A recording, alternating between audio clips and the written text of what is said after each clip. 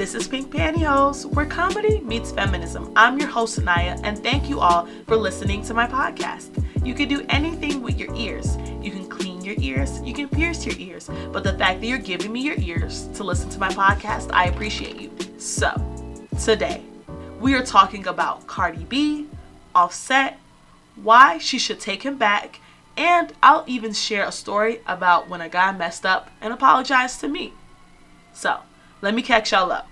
The first week of December, Cardi B posts a video on Instagram, and she announces to the world her and Offset were getting a divorce. They've tried to work on their relationship. They got mad love for each other, great business partners, but they haven't been seen eye to eye, without a love, all that. So, about a week or so later, it's Offset's birthday weekend, the weekend of December 14th, December 15th, and Offset posts on his Instagram a video where he apologizes to Cardi B. He tags her in a video and he says, "All I want for my birthday is my wife. I miss my daughter. I miss my wife. I love y'all. Y'all the only gift I want. I'm trying to be a better man. I embarrassed you, Cardi. I want to be a better man for you and our family. Woo, woo, woo." I guess Cardi didn't respond to his calls, his texts, his posts on social media. So, December 15th, Cardi B is performing at the Rolling Loud Festival in Los Angeles. During the performance, Offset crashes the stage. And here comes these flowers, and they're shaped with the words, "Take me back." And he has some flowers in his hand. If you know Cardi B, you know that flowers are her weakness. She loves flowers. And he's talking into the mic, and he's like, "Yo, I'm sorry, bruh." And Cardi B, you could tell that she is not happy with what Offset is doing. Like, she looks frustrated, embarrassed, like, "Fool, what you doing on the stage?" Honestly, I think Offset said bruh because he was not expecting her to not appreciate the apology. Nah, sir, it didn't work out.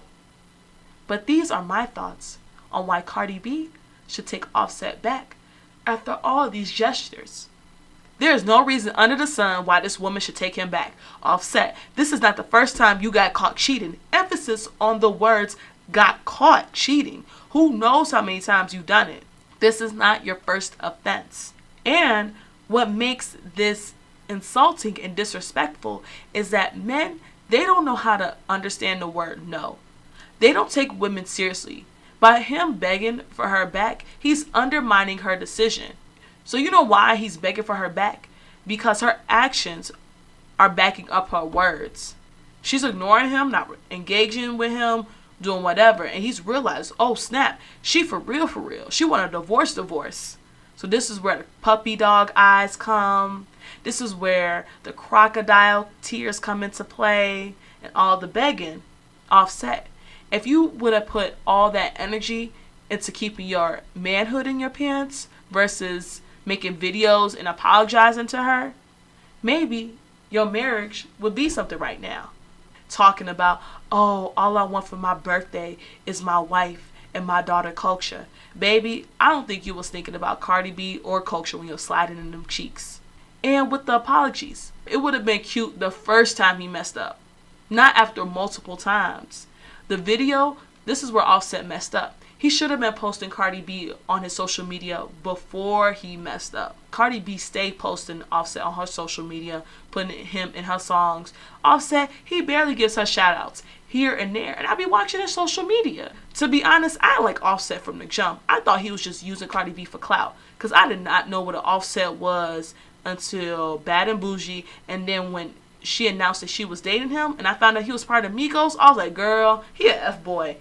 You don't hear his music? He's a F-boy. And then as far as crashing the performance, that apology and the roses and the gestures would have been cute if that was a marriage proposal, if that was the anniversary of their marriage.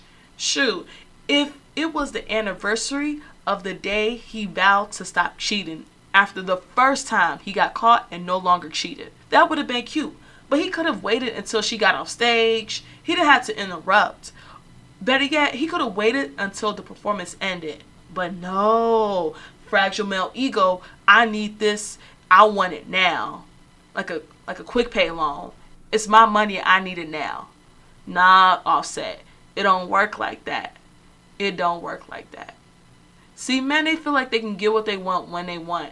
And this is why street harassment exists. This is why abusive relationships exist.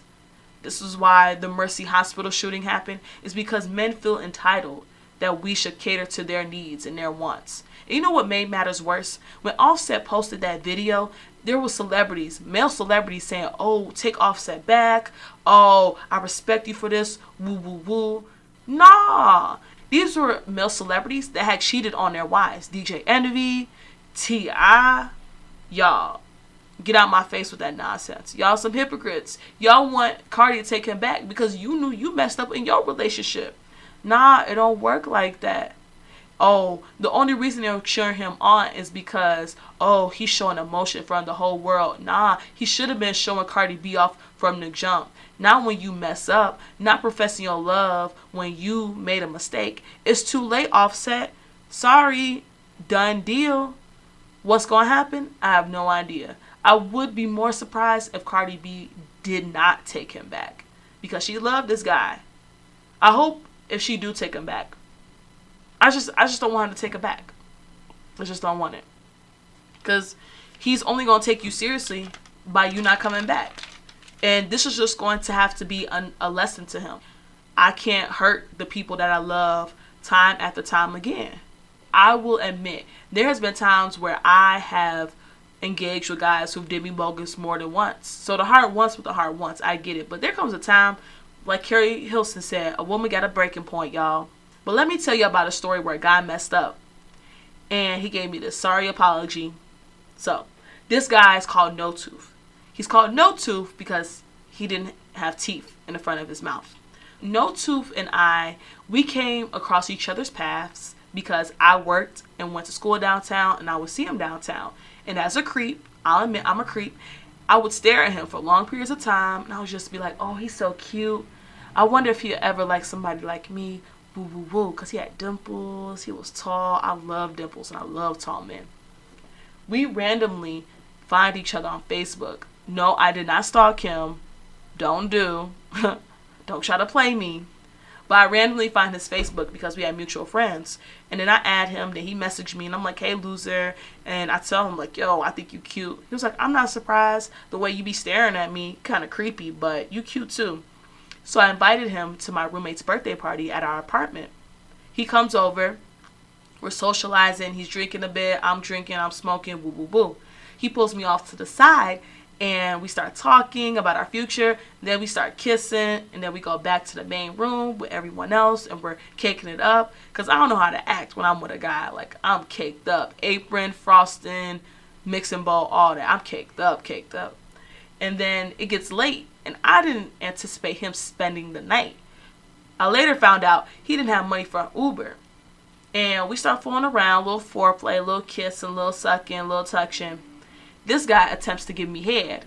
His head was trash. I could not feel his tongue down there. I don't know what he was doing. And then he had the audacity to try to stick it in me. He wanted to have sex. I was like, yo, this is not what's going to happen. Not right now. Not here. Not at this place. At this moment. And then I shut down because I had some sexual trauma in my past. And whenever I feel a guy is disappointed or dissatisfied, I just shut down. I don't want to do anything. I don't want to talk. And I told him, like, yo, you got to leave. He was like, no, it's cool. We can just cuddle. We can just cuddle. Cool. We cuddle. Wake up the next morning. I'm going to church. He's going to his apartment to get ready for work. Throughout the week, we talking. We messaging each other. Talking on the phone. And I later find out from him that he tells one of our mutual friends, he tells two people actually, that we're talking. When I see this mutual friend, I'm like, yo, let me talk to you. No Tooth, he sees it. He's like, yo, why you gotta talk to him? Why you gotta talk to him? I'm like, can I talk to my homie? And then later, No Tooth walks off, asks his homie. I was like, yo, what he say about me? He was like, oh, I'm fond of Naya, and I'm talking to her. And he basically said, I gave my blessing. And I was joking with him. I was like, oh, so I got your blessing, date him, right? And he started laughing. He was like, yeah, whatever, because he didn't care. He goofy, silly. Throughout the week, we're talking, and then this is where I lost respect for No Tooth. He tells me he wants me to buy him a sandwich and some chips. I'm thinking to myself, oh, I'm trying to get to heaven. by any means. Let me buy him some food. He may be in need. He ain't got money like that because he told me he had to save up to move into his new apartment, his daughter. He didn't even have $12 to take me to a movie screening for a date. As I'm riding the train to school, about to get him a sandwich, so much anxiety is coming over me because I'm thinking about my older sister who's taking care of her baby daddy. I'm thinking about other women who I've heard who take care of men. And I'm thinking it's going to be like if you give a mouse a cookie. If you buy a guy a sandwich, he's going to want to move in with you and not pay rent. When he moves in with you, he's going to want to have sex raw. And when he has sex raw, he'll feel entitled to your car. And when he feels entitled to your car, he's going to want to drive it while you're at work. And when he's driving it at work, he's going to drive around on his side chicks. And you know what, y'all? This escalated so quickly in my brain. I don't even have a car. I just got my license. But this is all the thoughts that are going through my head. So I was like, yo, I can't respect this. My parents are old school. They raised me, yo, the guy's supposed to impress you. He pays for everything. Later that week, I run into math teacher. Y'all remember the guy from the other episode? So I run into math teacher. That's when I first meet him. We start talking. We're talking about books. We're talking about God. He's college educated, been to the army, real smooth dresser. So I'm thinking to myself, I'm too good for this guy. He has a kid. I don't date men with kids because I feel they will be spending all their time with their kids and not with me. He has no degree. He's broke. He's balding. And he smells funny. And let's not forget his name, No Tooth. He has missing teeth. Friday comes along and I hit him up. I'm like, yo, meet me at my apartment. We're going to go shopping downtown together. He was like, cool. He comes to my apartment and I rush him. I'm like, yo, don't get comfortable because you're not staying long. Because I got the vibe he just wanted to get his toes tickled. It was one point where he stuck his tongue between his fingers trying to show that, like, I know how to use my tongue. Baby boy, no you don't. We in and out. We about to leave real soon. And his tongue slipped through his gap between his teeth. Ew. We're at my apartment. My roommate gives him some wine, some of her birthday cake. And then I told him, yo, we gotta go. As we're walking to the bus, he's in his phone. He's talking to his homies. He's talking to his stepdad because he has a party tomorrow. And he was helping his stepdad with the car. I'm not against him on the phone because he had the party to plan for. He had to invite people. And he's just a social guy. People like him. My problem was he didn't acknowledge me as he was on the phone. He could have rubbed me. He could have held my hand, rubbed against my arm, put his arms around me, did something to show like, hey, I'm busy. This is an important call. But just know I appreciate you being by me. None of that happened. We get off the train. We walk into Akira on State Street. And there's this thick woman that walks in the store before us. She has this crop top on, big butt. And I don't mind guys looking because there's good looking people in this world. I'm gonna be looking too. He has the nerve to say out loud, oh man, she's hot, or something along those lines. And what made it insulting is that as we were on our way to the store, he was making fun of me for my little booty. Thank you, sir, for reminding me of my insecurities. You're doing a great job at impressing me. So we're in the store. I'm talking to my homie Jer. Shout out to Jer. He works at the Akira on State Street. Check him out. Jer is giving me outfits that are too small. Thank you for thinking my body's the slim, Jer, but I need a large. So I'm barely coming out the fitting room. The few times I do to show off my outfit, No Tooth is in his phone whole time. And then at one point he gets bored. He's not into it. So he's like, yo, I gotta go. Okay. And I was like, dang, you're not gonna compliment me? You didn't like anything? He was like, oh, I like that dress. But if you bent over, it looked like you'll rip it. Thank you for your blatant honesty. You're doing a great job at impressing me. So as my homie Jared is checking me out, I'm telling him, like, this ain't gonna work out. He was like, yeah, I could tell. There's no chemistry with y'all. I was like, he can't give head. He was like, what? And he didn't buy my clothes. So I was just thinking, he's broke, can barely buy himself a sandwich, smells funny, has missing teeth, and he's disrespectful, complimenting other women in front of me, and he didn't buy me my clothes. What good are you in my life? So I told myself on that day, I gotta break up with him. I gotta break things off. We gotta stop talking. A Saturday rolls around and I'm ignoring his video calls because the only thing I had to say to him was that we're no longer talking. But I didn't want to break up with him on the day of his party. I wanted him to have a good time. He calls me in the afternoon. I answer. I'm like, yo, blah, blah, blah. We talk. I avoid it all. I'm ignoring his calls throughout the day. In the evening, he video calls me again, and he was like, yo, why are you not answering my calls? And I lied. I was like, oh, I was getting ready. And he said, but you look the same. Wow. Do you really have to say everything that's on your mind? I'm not saying lie to me, but have some tact, please. Like, remember, this is the early stages of our relationship. You're supposed to impress me. So, next day rolls around. After the concert, after the party, we're asking each other about our day. Because I video call him. He's playing the Xbox. After all the small talk, I tell him, I want to stop talking to you. He was like, okay. He was so wrapped up in his game. Then he stopped. He was like, why?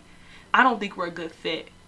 I told him, like, we don't get along. We're not going to work out. On Friday, I felt real disrespected by you. You weren't giving me any attention. And you complimented that woman's butt out loud in front of me. He was like, okay. But you're not supposed to break up with someone on Facebook like this. And I was like, yo, I just had to get it out the way.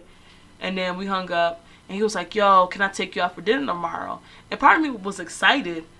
But then part of me was like, yo, weren't you the same guy who couldn't afford a $12 movie screening ticket? Or who needed me to buy him a sandwich? And then he also messaged, yo, you can't just point out my flaws. I was like, yeah, whatever, we'll meet tomorrow. Had no intentions of meeting with him. I was hoping he would send me off. And I brought my own food the next day from the crib. I was focused on getting into the studio. He was like, yo, where you at? I was like, I'm at school, I'm in the studio. He comes and meet me in the studio. So as I'm working on my school projects, he's talking about how he's sorry, how he doesn't want to end things with me. He's trying to touch my hand, but his hand is rough. I was like, I said what I said. I'm done with you. He was like, man, but you needy like my cat. Like my cat needs a lot of attention. Sir, isn't this an apology? You're not doing a very good job at it. Make me feel good. And then he said, oh, what if I buy you some candy? Nigga, I hate candy. I never liked Halloween or Easter. He's like, what if I brought you some dinner, bought you some flowers, bought you a Kira dress? Wait a minute. Weren't you the same guy who needed me to buy him a sandwich? I'm just saying. This common theme of you being broke, but you have a very grand imagination, sir. And he says, yo, I'm not leaving until you give me a hug. I was like, fool, you going to be waiting all day until the school closed. Then he finally leaves. Feels some type of way. And then he messages me, mad salty. He was like, yo, you mad and mature. How you going to ask our homie, can you have his blessing to date me? I didn't respond because I felt the more I talked to him, the longer it kept the line of communication open. But I thought to myself, like, yo, well, if I'm so immature, let me take my immature self and be single and no longer talk to you. Secondly, your homie would not have known we were dating and talking to each other had you not mentioned it to him. I'm just saying. But for those of you who are wondering why I'm single, this is why. Guys are stupid. They don't think before they speak. They just want to get their toes tickled. And they don't know how to give a proper apology. Oh yeah, and the next day, when I saw him downtown, he was still empty-handed. What happened to that dress? What happened to that candy that I wouldn't have ate? What happened to those flowers? Exactly, sir. You're all talk, but no action. So, my message for everyone, you ain't got to take crap from nobody. The best apology is change behavior. Show me you want me. Show me you want to be with me. Don't just talk about it. But yeah, this is my podcast. Thank you all for listening. This is Pink Pantyhose, where comedy meets feminism. I'm your host, Naya, and I appreciate all the support. Tune in next time. Love y'all. Bye.